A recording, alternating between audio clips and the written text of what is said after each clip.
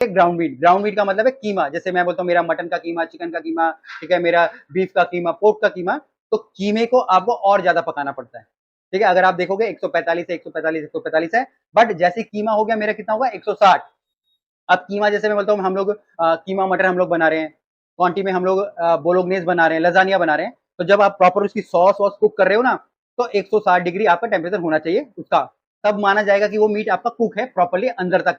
आपको ये भी ध्यान रखना है, जैसे कि मान लीजिए नीचे फायर है और आप ऊपर थर्मामीटर लगा रहे हो, तो वो अगर वो कुक भी नहीं होगा ना, मतलब मान लीजिए 140 है बट नीचे आप फायर है तो वो 160 आपको दिखाएगा, तो एटलीस्ट फायर को आपको स्लो कर देना या बंद कर देना, फिर आपको टेम्परेचर लेना है, ठीक है। नहीं तो नीचे से वो आग जलती जाएगी तो टेम्परेचर उसका 160 आपको दिखाई दिखाएगा, बट इंटरनल टेम्परेचर उसका 160 नहीं होगा। उसके बाद नेक्स्ट है वो है मेरा पोल्ट्री। पोल्ट्री का मतलब क्या हो गया, मेरा चिकन हो गया, मेरा टर्की हो गया, ठीक है, और क्या क्या हमारा पोल्ट्री के अंदर हमारा डक हो गया, ठीक है। हाँ, एग, एग भी पोल्ट्री के अंदर ही आ जाता है एक्चुअली में, ठीक है ना। अब जब हम लोग ये वाले आइटम पका रहे हैं तो फिर थोड़ा और ध्यान रखना है, ठीक है।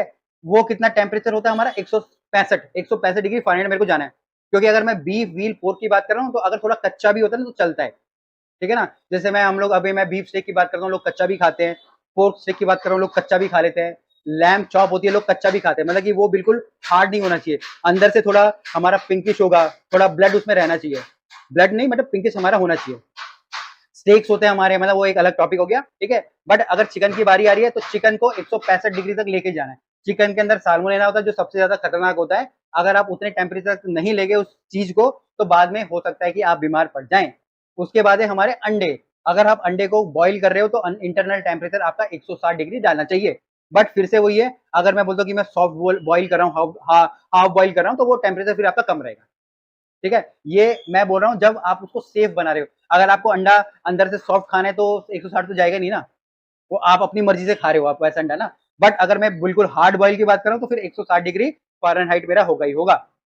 उसके बाद बात आती है हमारी किसकी, फिश की। तो आप देखोगे फिश का टेम्परेचर भी 100 हमने कितना रखा है 45 रखा है। तो फिश स्ट्यू बना रहे हो, फिश करी बना रहे हो, तो उसका जो टेम्परेचर इंटरनल टेम्परेचर थर्मामीटर के द्वारा आपको मापना है और 145 होना चाहिए। उसके बाद सबसे लास्ट में मेरे यहाँ पे कैसरोल और लेफ्ट ओवर। कैसरोल का मतलब है हमारे ग्रेवी के आइटम, और लेफ्ट ओवर का मतलब है कि जो आइटम हमने दिन में बनाए थे हमने फ्रिज के अंदर रख दिए और शाम को या दूसरे दिन हम लोग खा रहे हैं।